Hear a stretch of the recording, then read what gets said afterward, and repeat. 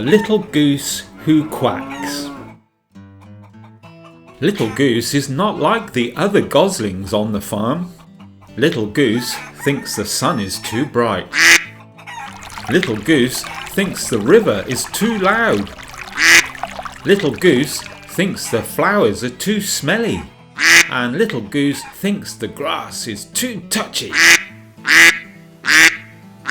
Little Goose quacks when he should honk. Welcome back, everyone. Let's see where our friends are now. Little Goose said, "How are we going to cross that?" "Oh, what you need is a float," said a red ant as she passed by. Little Goose and Pebbly Snail looked at each other and back at the ant. "Oh, what is a float?" Little Goose asked the red ant. "Oh, a float," said the ant. "is something that sits on top of the water and doesn't sink," she said. Little Goose and Pebbly Snail had never seen so much water before and didn't know what the ant meant. "Oh, wait here a moment," the red ant said, and she hurried off. Little Goose and the snail waited for her. When the red ant returned, she was carrying something, and the something looked very large. "Oh, it's a leaf," said the little goose. "Oh, that's right," said the red ant. Just then, she dropped the leaf onto the water, and it curled up just like a little boat. "Oh, and when it's on the water, it is a float," smiled the red ant. And then she pushed the leaf, and the leaf sailed across the water towards Little Goose and Pebbly Snail. When the float stopped, Little Goose and Pebbly Snail climbed aboard. When they were ready, Pebbly Snail pushed off with his tail, and the two friends drifted over the large expanse of water towards the helpful red ant. The float stopped, and Little Goose and Pebbly Snail climbed out. The three companions talked for a little while. The red ant said to Little Goose, "Oh, you sound like a duck, but you look like a goose." Little Goose told the ant, "I am different, and we are off to find our place in the world." "Oh, I see, boy," said the ant. "I am too different as well. My skeleton is on the outside, not on the inside like yours," she told them. "I am not odd. I am different like you." She thought for a while, and then she said, "Oh, I will come with you, boy, to see if I can find my place." The little group started off again on their adventure. Information transmission. Did you know that some people like Little Goose have autism, and autism makes it hard for them to make friends because sometimes they say the wrong thing or seem a little strange to other people? Like Little Goose who quacks when he should honk. If you meet someone with autism, they can be a little strange until you get to know them. And if you do get to know them, you might find they become your bestest friend. And remember, we are all different to everyone else in some way. Always treat other people how you would like to be treated yourself. That was an information. It wasn't long before they came across a big hill that blocked their path. "Oh no! What do we do now?" Little Goose cried. "Oh, what's that strange noise?" said Pebbly Snail, who hadn't said anything for a long while.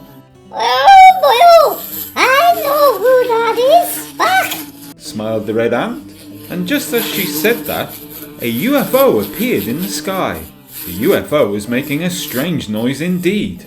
"Hello, Bumblebee," said Red Ant. "Red ant! Buzzed the UFO. Where have you got there with you?" It added. The red ant said to Little Goose and Pebbly Snail, "This is my buddy Bumblebee. She looks after the flowers." Now Bumblebee was not a UFO anymore. She landed next to our adventurers. "Hello, I'm Little Goose, and this is Pebbly Snail. We are different, and we are trying to find our place in the world." Quacked the little goose. "I see," said the bumblebee. And Red Ant added, "Oh, I'm different as well, boy. I've joined them to find a place in the world." I see. said the bumblebee. Oh, and now we can't go any further. We must have reached the end of the world, and we still haven't found our place. Little Goose quacked sadly, I see. said Bumblebee. Little Goose started this journey because the other goslings didn't like him. He was different. Pebbly Snail said. And Red Ant and I joined him because we are different. And we have no friends as well. I see. said the bumblebee. Oh, what do you see? Asked the red ant. Well, Started Bumble. you say you are different and no one likes you. Yes. Said the three companions together. And you must travel the world to find your place. The bumblebee continued. Yes. Said the three companions together. I think that if you climb this hill, you will find the friends you are looking for. And I think you will find the place you have been looking for as well. The bumblebee said. The three adventurers looked at each other and made their way to the foot of the hill. I know, hills don't have feet, but for some reason the bottom of a hill is called the foot of the hill, and that's where they went. Bumblebee took to the air again and watched. Finally, the companions reached the top of the hill and looked around. Red Ant said to Bumblebee, who was hovering nearby, Oh boy, there is no one here. I can see no one on top of this mountain, isn't it? she said. Are you sure? Bumblebee said. Because I can see through you. The three adventurers looked around again, and Little Goose smiled and looked at his two new friends and said, Oh, she means us, Red Ant and Pebbly Snail. We are the friends at the top of the hill. Well, that's right. smiled Bumble. Pebbly Snail said, Oh, but you said we would find our place at the top as well. Now you are at the top. Have a look around. buzzed Bumble. The three new friends looked around, and they were surprised to see they were still on the farm. We are still on the farm. We haven't found our place. The three said together.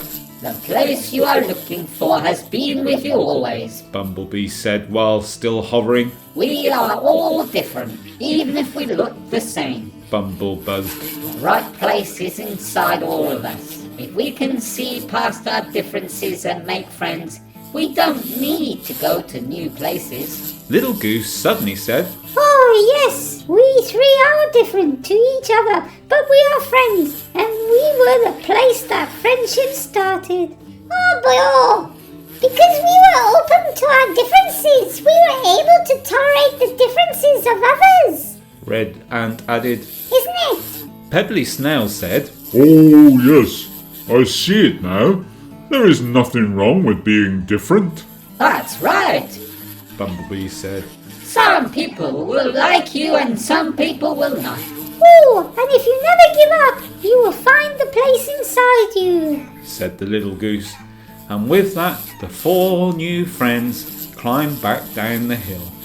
And the friends lived happily ever after. Little Goose thinks the sun is too bright. Little Goose thinks the river is too loud.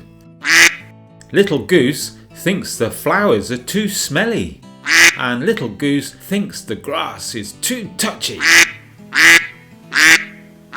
Little Goose quacks when he should honk. The end. Thanks for watching. Goodbye everyone. Goodbye.